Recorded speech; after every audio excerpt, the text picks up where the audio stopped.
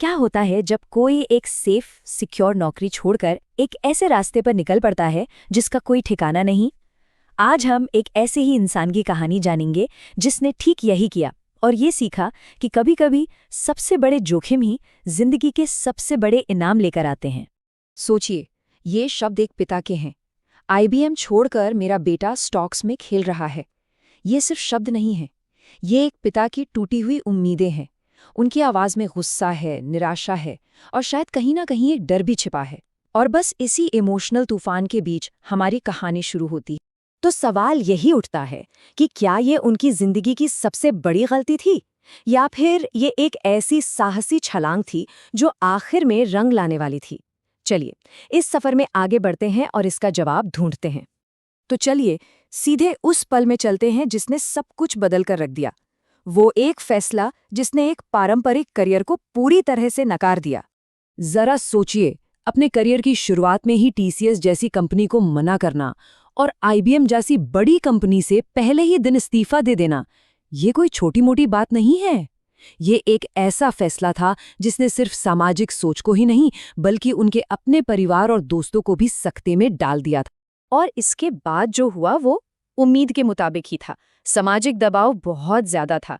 घर वाले बेहद नाराज थे, रिश्तेदारों के ताने, पड़ोसियों की बातें, मतलब हर तरफ से उन्हें विरोध का सामना करना पड़ रहा था। अपने इस फैसले के साथ वो बिल्कुल अकेले खड़े थे। लेकिन कहते हैं ना, सबसे मुश्किल रास्ते ही अक्सर सबसे खूबसूरत मंजिलों तक ले जाते हैं। सिर्फ 1 साल के अंदर जो फैसला सबको एक बहुत बड़ी बेवकूफ़ी लग रहा था, वो उनकी जिंदगी का सबसे सही फैसला साबित हुआ। यहीं से कहानी ने एक जबरदस्त मोड़ लिया। तो इस हिम्मत भरे फैसले के बाद आखिर हुआ क्या? देखिए, कामयाबी रातों रात तो मिलती नहीं है। चलिए उन शुरुआती नाकामियों और सबकों पर नजर डालते हैं जिन्होंने आने वाली सफलता की नींव रखी। एक्सपर्ट बनना एक मैराथन की तरह है, कोई 100 मीटर की दौड़ नहीं। जैसा कि यहाँ देखा जा सकता है, ये सफर 18 साल की कच्ची उम्र में ही शुरू हो गया था। और इतनी जल्दी शुरुआत करने का फायदा ये हुआ कि उन्हें सीखने, एक्सपेरिमेंट करने और सबसे ज़रूरी गलतियां करने का कीमती वक्त मिला। और ये संदेश हम सभी के लिए है। हम अक्सर इस डर से कोई काम शुरू ही नहीं करते कि हम उसमें परफेक्ट नहीं हैं। लेकिन याद रखिए, दुनिया का हर एक्सपर्ट कभी नौसिखिया था और हर मास्टर ने कभी ना कभी तो शुरुआत की ही थी। तो सबसे ज़रूरी बात है बस शुरू करना। सीखना सिर्फ किताबों तक ही सीमित नहीं होता। यहाँ फिलॉसफी बिल्कुल प्रैक्टिकल है। करके सीखो।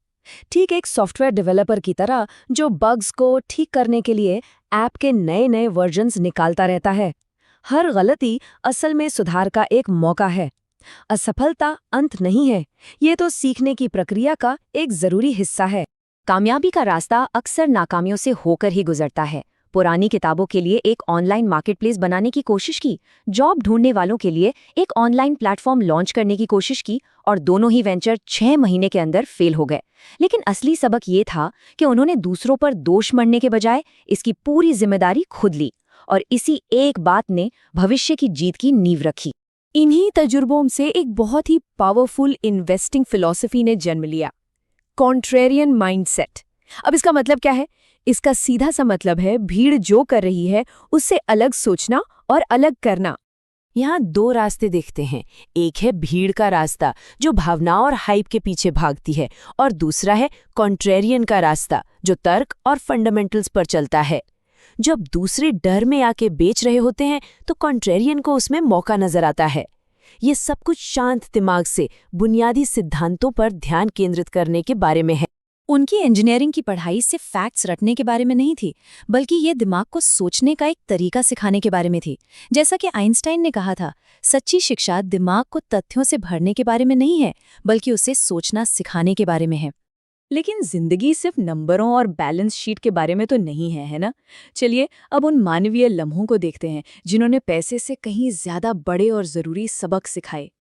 जरा इस नंबर की कल्पना कीजिए। एक क्लाइंट का 5 करोड़ का पोर्टफोलियो है और 1 साल बाद उसमें 50 लाख का नुकसान दिख रहा है। दबाव कितना ज्यादा होगा? ऐसे में कोई क्या करेगा?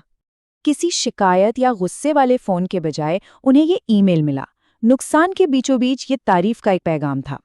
बाजार में इतनी गिरावट के बावजूद हमारे कई स्टॉक्स स्थिर हैं।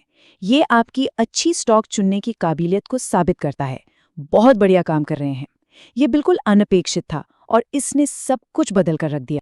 उस एक ईमेल से जो प्रेरणा मिली, उसने एक अविश्वसनीय वापसी को जन्म दिया। सिर्फ 9 महीनों में वही पोर्टफोलियो बढ़कर 8 करोड़ का हो गया। ये इस बात का एक जबरदस्त सबूत है कि तारीफ में कितनी ताकत होती है। यहाँ असली सबक पैसे से कहीं बढ़कर है। ये मानवीय रिश्तों के बारे में है। सच्ची तारीफ, खासकर मुश्किल वक्त में की गई तारीफ, किसी के भी अंदर से उसका सर्वश्रेष्ठ बाहर लाने की ताकत रखती है। ये एक जादू की तरह काम करती है। तो आखिर में कामयाबी है क्या? ये सिर्फ पैसा इकट्ठा करना नहीं है, ये खुश और सेहतमंद रहने के बारे में है। ये दूसरों की जिंदगी में कुछ अच्छा करने के बारे में है। जो काम पसंद है उसे ढूंढे, दूसरों की समस्याओं को हल करें और पैसा अपने आप पीछे आएगा। चलिए, ये फिलॉसफी तो बहुत अच्छी है, लेकिन इसे अमल में कैसे लाया जाए? आइए एक प्रैक्टिकल टूल देखते हैं जिसका इस्तेमाल निवेश से जुड़े फैसले लेने में किया जा सकता है। ये प्रतिज्ञा एक गाइड की तरह है। ये कुछ सीधे साधे नियम बनाती है। हमेशा लंबी अवधि के लिए सोचें, अपनी सीमाएं तय करें कि कहाँ निवेश नहीं करना है, और एक बिजनेस के मालिक की तरह काम करें, ना कि एक सट्टेबाज की तरह। अब ये थोड़ा जटिल लग सकता है, लेकिन असल में ये चेकलिस्ट अंदाज़ा लगाने के काम को ख़त्म करने के लिए है। ये किसी कंपनी की सेहत को जांचने के लिए कुछ खास नंबर देती है। ये एक तरह से लाल बत्ती, हरी बत्ती वाले सिस्टम की तरह है जो सही फैसले लेने में मदद करता है। आखिर में, ये कहानी सिर्फ एक इंसान के बारे में नहीं है, ये हम सभी के बारे में है। ये अपना रास्ता खुद बनाने, नाकामियों को गले लगाने और मानवीय रिश्तों की ताकत को पहचानने के बारे में है। तो सोचने वाला सवाल ये है, सफ़र यहाँ से शुरू होता है। आपका पहला साहसिक कदम क्या